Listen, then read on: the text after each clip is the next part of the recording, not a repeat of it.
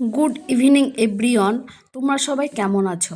আমি তো ভালো আছি, আশা করি তোমরা সবাই নিশ্চয়ই ভালো আছো।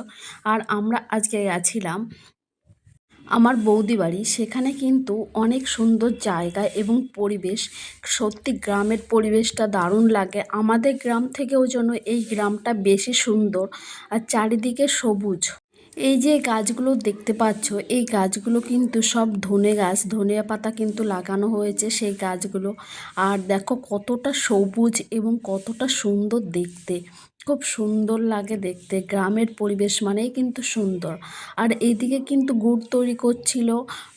আর দেখো গুড়গুলো কত সুন্দরভাবে তৈরি করছে। এটা কিন্তু নিজেরাই জাল দিয়ে নিজেরাই কিন্তু তৈরি করে, এবং যখন গরম হয়ে যায় তখন কিন্তু এইভাবে ভালো করে কিন্তু লাঠি বা বিভিন্ন হাতা দিয়ে কিন্তু করে। আর দেখো এখানে কলসিগুলোও ছিল, যেগুলো ভাঁড় বলা হয়। আর দেখো তারপর কতটা সুন্দর গুড় হয়ে গেল। এখানে কিন্তু কোনো চিনি মেশানো হয় না, পুরো টাটকা গুড়। এবং এই গুড়টা কিন্তু খেতে সত্যিই সুন্দর হয়, এবং পিঠে দিয়ে খেতে কিন্তু এর তুলনা হয় না। এই গুড়ের স্বাদ কিন্তু অন্যরকম। যারা একবার এই গুড় খেয়েছে তারা কিন্তু বারবার এইটা খেতে চাইবে। তাই কিন্তু তোমরা যদি কেউ চাও তাহলে কিন্তু বলতে পারো। এই গুড়টা কিন্তু খুব সুন্দর, এবং এখানে কোনো ভেজাল নেই, পুরো নির্ভেজাল কিন্তু গুড়টা। আর যেহেতু আমার বৌদির বাড়িতে তৈরি হয় তাই আমরা ভালোই জানি। আর দেখো এখানে রয়েছে দুটো দুটো বিড়ালের বাচ্চা আছে, এবং এই বিড়ালের বাচ্চাগুলো এর মা কিন্তু ফেলে দিয়ে চলে গেছে। তারপর থেকে কিন্তু এই বাড়িতেই থাকে। আর দুধ বা অন্য কিছু খাবার দিয়ে কিন্তু এরা বড় করে তুলেছে। দেখো দুটো বাচ্চা, এবং কতটা করুণ অবস্থায় রয়েছে। দেখো কি সুন্দর বাচ্চা দুটো, কিউট কিউট বাচ্চা। আর তৈরি করেছিল পিঠা, দেখো কত বড় বড় পিঠা।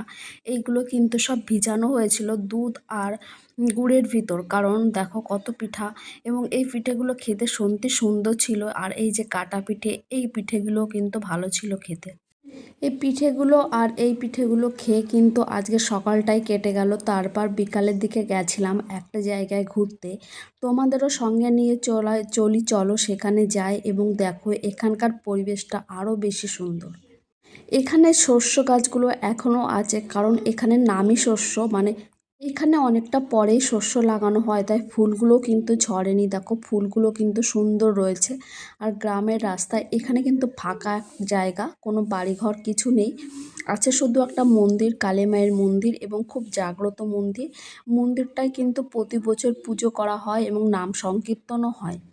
দেখো কত সুন্দর জায়গাটা, পুরো নিরিবিলি জায়গায়, এবং রাস্তা মাঝখান দিয়ে, দুপাশে মাঠ, এবং তার মাঝখান দিয়ে সরু রাস্তা বয়ে গেছে। এবং এখানে গেলে কিন্তু মন প্রাণ সব জুড়ে যায়।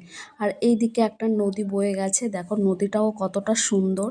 এই সুন্দর পরিবেশ, এবং এখানে মনে হয় শুধু বসেই থাকি। দেখো কত সুন্দর জায়গাটা, এবং চারিদিকে কিন্তু সবুজ আর সবুজ। আর এদিকে একটা কিন্তু বোট করা রয়েছে নৌকা দিয়ে। এবং চারিদিকে কিন্তু দেখো এটা দিয়ে এপার আর ওপার করা হয়, তাই টিনের বোট দিয়ে কিন্তু এটা করা হয়েছে। দেখো কত সুন্দর রাস্তা। তারপর আমরা কিন্তু বিকালের দিকে বাড়ি চলে আসছিলাম, এবং বিকালে বাড়ি চলে আসার সময় কিন্তু রাস্তাতে দেখলাম যে হাটের ভিতর দিয়ে দুটো গরু নিয়ে কিন্তু সব বাড়ি ফিরে যাচ্ছে, সন্ধ্যা হয়ে গেছে।